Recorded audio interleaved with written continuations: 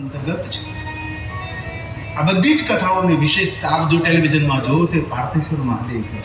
એક પાર્થેશ્વર મહાદેવ એક પીઠ બનાવો, બાજુમાં નાનકડા શિવલિંગો બનાવીને મૂકી દેવામાં આવે, તેને મણિલિંગ તરીકે ઓળખવામાં આવે છે. આમ તો જેટલા લિંગ એટલા પીઠ બનાવવા પડે, પણ એ ન બની શકે તો એક શિવલિંગ એક પીઠ બનાવો, બીજા નાનકડા ભગવાન મહાદેવના લિંગ સ્વરૂપો બનાવી અને એમની આજુબાજુ ગોઠવવામાં આવે, તેને મણિલિંગ તરીકે ઓળખવામાં આવે. ક્યારેક અવસર મળે તો તુલસીની બાજુમાં બેસી અને પાર્થેશ્વર મહાદેવનું પૂજન કરે. ઘણા માણસોનો વહેમ એવો છે કે શિવજીને તુલસી પત્ર અર્પણ ન થાય. અરે મહાદેવ છે, જેટલા બિલ્વપત્ર મહાદેવને વાલા છે એટલા તુલસી પત્ર શિવજીને પ્રિય છે. શિવજીના પરિવારમાં કોઈ ભેદ નથી, અભેદ છે. જે કોઈ પટ નથી, જ્યાં કોઈ કપટ નથી, એવા મહાદેવ છે. તેથી બિલ્વપત્ર જેટલા મહાદેવને વહાલા છે એટલા તુલસી પત્ર શિવજીને પ્રિય છે. પ્રેમપૂર્વક તુલસી પત્ર ભગવાનને ચડાવી શકાય.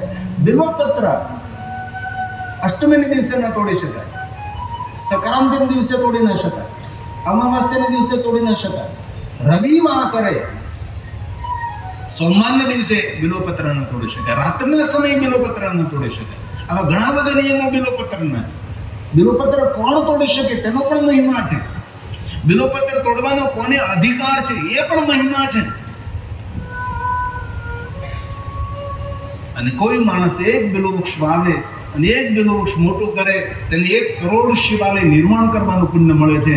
જે કોઈ મનુષ્ય બિલ્વવૃક્ષનું રક્ષણ કરે છે, બિલ્વવૃક્ષની સેવા કરે છે, સાત દરિદ્ર ન જાય છે, તેના કુળમાં નિર્ધનતા ના આવે. બિલ્વવૃક્ષને પરિક્રમા કરો, બિલ્વવૃક્ષને પ્રણામ કરો, બિલ્વવૃક્ષને સ્પર્શ કરો, બિલ્વવૃક્ષ નીચે દીપમાલા પ્રજ્વલિત કરો, બિલ્વવૃક્ષ નીચે ભોજન કરો, કોઈને ભોજન કરાવો, બિલ્વવૃક્ષ નીચે માલા જપ કરો, સાધના કરો, પૂજા કરો. મહાદેવ સ્વરૂપમ બિલ્વવૃક્ષ, સાક્ષાત મહાદેવનું સ્વરૂપ એ બિલ્વવૃક્ષ છે. ત્યારે શિવજીનું દર્શન કરવા જવાનો સમય ન હોય શિવાલય, તો બિલ્વવૃક્ષ કોઈ જગ્યાએ હોય તેનું દર્શન કરી લો. મુનું તો બ્રહ્મરૂપાય, મધ્ય તો વિષ્ણુરૂપા, અગ્ર તો શિવરૂપા. બિલ્વવૃક્ષ એ સામાન્ય વૃક્ષ નથી, સૌને સુખ આપનારું વૃક્ષ છે. શ્રી વૃક્ષ છે, સંપત્તિ આપનાર, લક્ષ્મી આપનાર વૃક્ષ છે. લક્ષ્મીની સાધનાનું ફળ એ બિલ્વવૃક્ષ છે. તો બિલ્વપત્ર જેટલા મહાદેવને વાલા એટલા તુલસી પત્ર પણ શિવજીને પ્રિય છે. બ્રહ્માએ નારદને કહ્યું કે નારદ, તુલસી પત્ર શિવજીને ચડાવાય. ભક્તિ મુક્તિ ફલમ તસ્યા તુલસ્યા પૂજ્યે. તુલસી પત્રથી મહાદેવની જે પૂજા કરે છે તેને સંસારના ભોગ મળે, ભોગ ભોગવવાની શક્તિ મળે, ભક્તિ મળે, મુક્તિ મળે. મુક્તિનો દેવ ભગવાન મહાદેવ છે. જન્મ અને મૃત્યુના બંધનમાંથી છૂટવું હોય તો શિવની ઉપાસના કરવી જ પડે. બંધે से बंधे में लाभ छुड़ाने का क्या उपाय, कर सेवा निर्बंध की तो पल भर में छुड़ाए. स्वयं भगवान शिवजी जन्म અને મૃત્યુથી પાર છે. જગતનું સર્જન કરતા શિવ છે, જગતનું સંચાલન કરતા શિવ છે, જગતની રક્ષા કરતા શિવ છે, આ જગતનો અંત કરતા શિવ છે. શિવ સર્વશ્રેષ્ઠ સર્વોપરી છે. તેથી જીવનમાં શિવ ભક્તિ હોવી એ અહોભાગ્ય છે, એ મોટું ભાગ્ય છે. આ બધી જ કથાઓ શિવપુરાણ ગ્રંથમાં વિસ્તૃત કહે છે. આજ મારે થોડું સતી પ્રાગટ્ય કરાવવાનું છે એટલે જલ્દી સતી પ્રાગટ્ય કરાવી દઉં અને પછી કથાની વિરામ આપું. પછી આપણે સંતોનું સન્માન કરીએ, સ્વાગત કરીએ અને પ્રવચનનો લાભ લઈ. બધું જ આપણે કરીશું. શિવ મહાપુરાણ અંતર્ગત રુદ્ર સંહિતામાં પહેલો ભાગ જે સૃષ્ટિખંડ છે, બીજો ભાગ જે સતીખંડ છે, એમાં સતીના જન્મની કથા છે, સતીના પ્રાગટ્યની કથા છે. જે કથાનું શ્રવણ કરવા માત્રથી પુત્ર જનકર ઈચ્છા કોઈ નિશ્ચય શિવ પ્રસાદ હોય. અને મારી કુંવારી દીકરીઓને મારી પ્રાર્થના છે, ક્યારેક અવસર મળે, ભલે પૂરું શિવપુરાણ નહીં પણ શિવ મહાપુરાણ અંતર્ગત રુદ્ર સંહિતાનો એક ભાગ છે જેનું નામ સતીખંડ છે. એ સતીખંડ વાંચી લેવું કે બાળપણ દીકરીનું કેવું હોવું જોઈએ. એ સુંદર સતીખંડમાં ભગવાન વ્યાસે નિરૂપણ કર્યું છે. અને મોટી દીકરીઓ થાય, લગ્ન થવાના હોય, લગ્ન પહેલા પાર્વતી ખંડનો પાઠ કરી લેવો, અખંડ સૌભાગ્યવતી. પાર્વતીનું જીવન ચરિત્ર, પાર્વતી ખંડ, હિમાલયની પુત્રી નલાદેરાજ, હિમાલયની પુત્રી માતા મેનાવતીની પુત્રી. પાર્વતીનું જીવન કેટલું સુંદર હતું. જીવન જીવવાની શૈલી મળશે, જીવન જીવવાની પૂંજી મળશે, જીવન જીવવાની પદ્ધતિ મળશે તેની અંદર. તેથી મારી દીકરીઓને પ્રાર્થના છે, સતીખંડ વાંચી લેવો શિવપુરાણનો અને પાર્વતી ખંડ વાંચી લેવો. શિવ મહાપુરાણ ગ્રંથ ઘણો વિસ્તૃત છે. તો થોડા શબ્દોમાં આપની સમક્ષ કથા કહેવાનો પ્રયાસ કરું. એક સમયે જગતનું સર્જન કરનાર ચતુર્મુખી સ્વયં બ્રહ્માજી પોતાના પુત્ર દક્ષની પાસે ગયા છે. શા માટે ગયા એ બધું નિરૂપણ તમારી સામે કરવાની જરૂર નથી. કથાકારનું કર્તવ્ય છે કથાને અલગ રૂપ આપવું. સામાન્ય જન સમજી શકાય. શિવમાં આપણે કરતા ત્રણ રીતે કહી શકાય. લોકભોગ્ય પદ્ધતિથી કહી શકાય છે, જે હું તમને કહી રહ્યો છું એ લોકભોગ્ય પરંપરા છે. બીજી ગુરુ શિષ્યની પરંપરા છે. ત્રીજી પરમહંસોની પરંપરા છે. બ્રહ્માનંદ મિટા દે પડદા તો ઘટઘટ દર્શન પાવું, ત્યાં કથાને કહેવાય. તેથી કથાને યોગ્ય આકાર આપવો. ઘણા ચરિત્રો ભગવાનના હોય જન સમાજની સામે નહીં કહેવાય, અને કહેતા આવડે તો જ કહેવાય. મર્યાદા ભંગ ન થાય, શબ્દોની ગરિમા સચવાય જાય, શબ્દોની મર્યાદા સચવાય એ રીતે કથાને આકાર આપવો એ કથાકારનું કર્તવ્ય છે. તેથી સાધુ સંત સદગુરુ વિદ્વાનો આચાર્યના ચરણોમાં બેસીને પહેલા ભણવું પડે, અને ભણ્યા પછી કથાને આકાર આપી શકાય છે. સાંભળે નહીં. તેથી સ્વયં બ્રહ્માજી શા માટે ગયા, જવાનું કારણ કયું, એ બધું જ મારે તમારી સામે કહેવાની જરૂર નથી. પણ બ્રહ્માજી પ્રજેશ નગરમાં ગયા છે, અને ભગવાન વ્યાસે ત્યાંથી કથાનો પ્રારંભ કર્યો. એક एतस्मिन्नन्तरेव मुने लोकपितामहः બ્રહ્માજી પ્રજેશ દક્ષ મહારાજની પાસે ગયા છે. तत्र गमनं प्रीत्या ज्ञात्वात चरितं धृतं ज्ञात्वात ચરિતમ ધૃતમ. પિતાજીનું આગમન થયું છે. દક્ષ મહારાજે પિતાજીનું સ્વાગત કર્યું છે. ચતુર્મુખી બ્રહ્માજીને ઊંચા આસન પર બિરાજમાન કર્યા છે. દક્ષ મહારાજ પિતાજીને પ્રણામ કરે છે, સાષ્ટાંગ પ્રણામ કરે છે, પિતાજીને દંડવત પ્રણામ કરે છે. અને પછી દક્ષ મહારાજ પિતા બ્રહ્માજીની સુંદર પરિક્રમા કરે છે. ક્યારેક અવસર મળે તો મા બાપને પરિક્રમા કરજો. ભગવાનને ઠાકોરને ગરમ ગરમ સુંદર સુંદર ભોજન સમય પર ઠાકોરને થાળ અર્પણ કરાય કે ન કરાય, પણ ઘરમાં જે ગરડા માણસો રહે છે તેને સમયસર ભોજન આપો ને તાજું, તો પણ ભગવાન ખૂબ રાજી થશે. ઘરના વડીલોને સમયસર તાજું ભોજન મળે. ઠાકોરજી ચૂકી જશે તો ઠાકોર ઠપકો નહીં આપે, પણ તમારા વડીલોને તમે સાચો છે ને તો જરૂર ઠાકોર ઠપકો આપશે. આપણા ઘરમાં વ્યવહાર દાદા દાદી હોય એમને ખૂબ સાચવીએ, ખૂબ તેના આશીર્વાદ લઈએ. એ ભગવાનની બોલતી મૂર્તિ છે, એ ભગવાનની જાગૃત મૂર્તિ છે. દિવાળી શિવાળીમાં બેઠેલા ઠાકોર આપણી સામે વાતો કરે કે ન કરે ખબર નહીં, પણ આપણા ઘરમાં જીવતા ઠાકોરના સ્વરૂપ આપણા દાદા દાદી છે, આપણા માતા પિતા છે. દક્ષ મહારાજે પિતા બ્રહ્મા સાથે કેટલો સુંદર વ્યવહાર કર્યો, કેટલો સુંદર શિષ્ટાચાર કર્યો. આચાર્ય પુરુષે લોકે ભવતી નિંદિતા.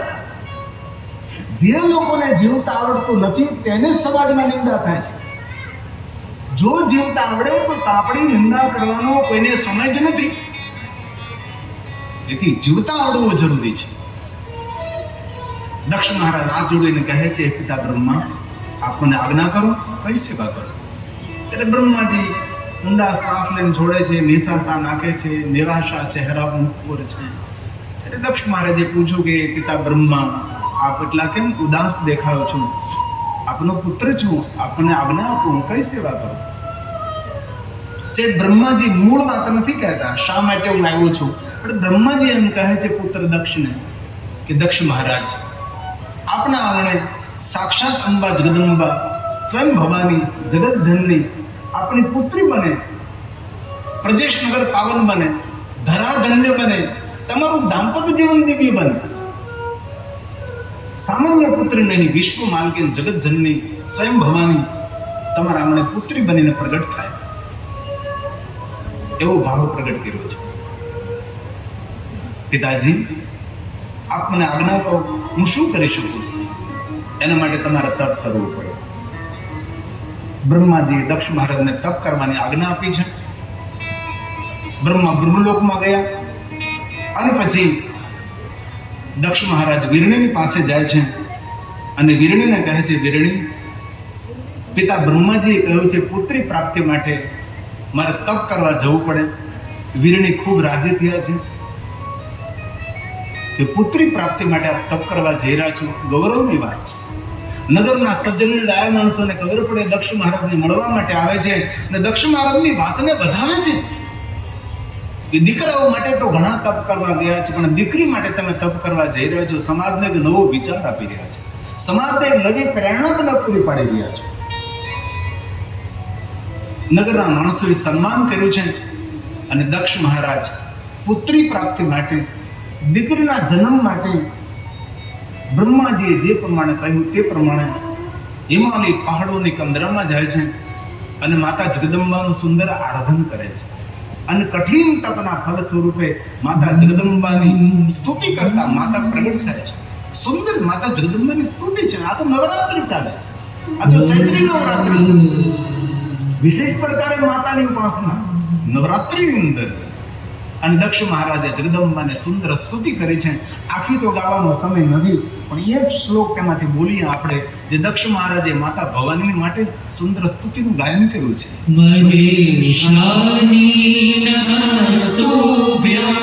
જેટલા જેટલા શિવજીના નામ છે એટલા શિવાનીના નામ છે.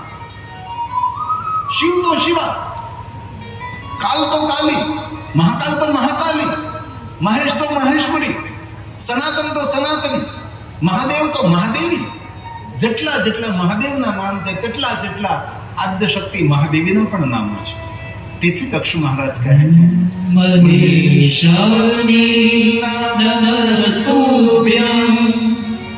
જગદંબે સનાતની કૃપા ગુરુ મહાદેવી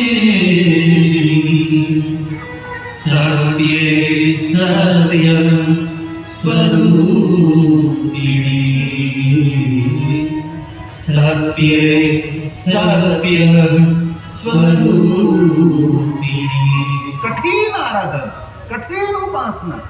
એક વાત કહું, આજે કોઈ સભાભંગ ન કર્યો. હું ગિરી બાપુ હૃદયથી પ્રણામ કરું છું.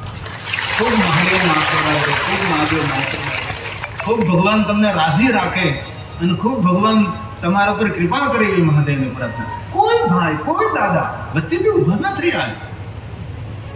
અને આજે કથાનો વિરામ પણ નથી આપ્યો વચ્ચે આપણે, નકર સભાભંગ. હવે માં જગદંબા દક્ષ મહારાજને દર્શન આપે છે અને સ્વયં ભવાની દક્ષને કહે છે, દક્ષ મહારાજ વરદાન માંગો. ત્યારે દક્ષ મહારાજ બોલે છે, હે માં પ્રસિદ્ધ ભગવત્યાદે હે માં પ્રસિદ્ધ શિવરૂપિણી હે માં શિવ રૂપિણી, હે માં જગદંબા, હે અંબા, હું આપણી પાસે જિજ્ઞાસા લઈને આવ્યો છું, આશા અને અપેક્ષાઓ લઈને આવ્યો છું. માં, મારી ઈચ્છાઓને પૂર્ણ કરે, હે જગદંબા. પ્રસિદ્ધ ભક્ત જગન્માયે નમોસ્તુતે જગન્માયે નમોસ્તુતે. માં જગદંબાએ માગવાનું કહ્યું છે. દક્ષ મહારાજે માગણી કરી, માં માગી તો ન શકાય. હું જાણું છું માં તો જગતની જનેતા છે, જગતની માં છે, પણ હે માં, આપ મારા તપ દ્વારા પ્રસન્ન હો, મારા પુત્રી બનીને મારા આંગણાને પાવન કરો. માતા જગદંબાએ કહ્યું, દક્ષ મહારાજ, અમે દેવી દેવતાઓ તપને આધીન છીએ, હું જરૂર તમારા પુત્રી બનીશ, પણ સાંભળો, જગતની દ્રષ્ટિમાં હું તમારી પુત્રી છું, તમારી દ્રષ્ટિમાં જગતની માતા છું. જ્યારે તમારી નમ્રતા, સરળતા, વિનમ્રતા, વિવેક તમારો જતો રહેશે, જ્યારે સૌનો તમે અનાદર કરશો, અપમાન કરશો, ત્યારે એ સમયે મારી લીલાને હું સમેટી લઈશ. અને થયું એવું જ. સૌનો તો અનાદર ને અપમાન દક્ષ મહારાજે કર્યો, પણ સ્વયં શિવજીનો પણ અનાદર કર્યો. જ્યારે સતી પોતાની લીલાને